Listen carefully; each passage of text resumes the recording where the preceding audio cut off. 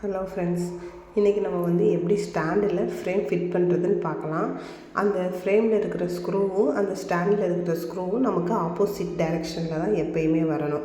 ஓகேவா? இப்போ வந்து நம்ம ஃபஸ்ட்டு ஆரி கற்றுக்குறோன்னா நார்மல் சூயிங் த்ரெட் எடுத்துக்கிட்டாலே போதும். அதாவது நம்ம தையல் மிஷின் நூல் இருக்குல்ல, அதுவே போதுமானது. அதை வந்து 2 சென்ஸாக எடுத்து முடிச்சு போட்டு இந்த மாதிரி எடுத்துக்கணும். அந்த டபுள் ஸ்ட்ரென்த்தாக எடுக்கும்போது தான் அது வந்து நமக்கு வந்து நல்லா கம்ஃபர்டபுளாக இருக்கும். சிங்கிள் நூலாக நம்ம எப்போவுமே எடுக்கக்கூடாது.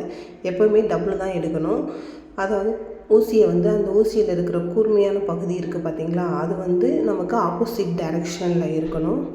மெதுவாக உள்ள ஊசியை கொஞ்சம் கிராஸாக வச்சு குத்திட்டு கீழே இருக்கிற நூலை எடுத்து லெஃப்டில் ரைட்டாக ரொட்டேட் பண்ணோன்னா அது ஈஸியாக அழகாக வந்துடும். வேறு எதுலேயும் மாட்டாமல் மெதுவாக எடுத்தோடனேயே வந்து நமக்கு ஸ்பீடாக வந்துடாது. பொறுமையாக ஒவ்வொரு இதாக போட தான் அது நமக்கு நல்லா அழகாக வர ஆரம்பிச்சிடும். இது வந்து எப்படி போடுறேன் அப்படின்றத கீழேயும் நான் உங்களுக்கு காமிச்சிடுறேன். இந்த 2 விரலில் தான், ஏன்னா வலது கை வந்து மேலே இருக்கணும், இடது கை மட்டும்தான் ஸ்டார்ட்டுக்கு கீழே இருக்கும். இந்த 2 விரலில் பிடிச்சி தான் நம்ம போடுவோம். மேலே தான் நம்ம பார்வை வந்து இருக்கணும். கீழே வந்து நம்ம என்ன பண்ணுறோம் ஏது பண்ணுறோன்றதை பார்க்கக்கூடாது. கீழே வந்து அந்த 2 விரலில் நூலை மட்டும்தான் பிடிச்சிக்க போகிறோம். மேலே வந்து வலது கையில் அந்த ஆரி நீடில் வச்சு அழகாக குத்தி எடுத்தோன்னா அதுவே அழகாக சூப்பராக வந்துடும் நமக்கு. ஓகேவா ஃப்ரெண்ட்ஸ்? இதே மாதிரி பொறுமையாக போட்டுகிட்டே இருந்தால் நமக்கு வந்து ஸ்டிச்சஸ் வந்து ஈஸியாக வந்துடும்.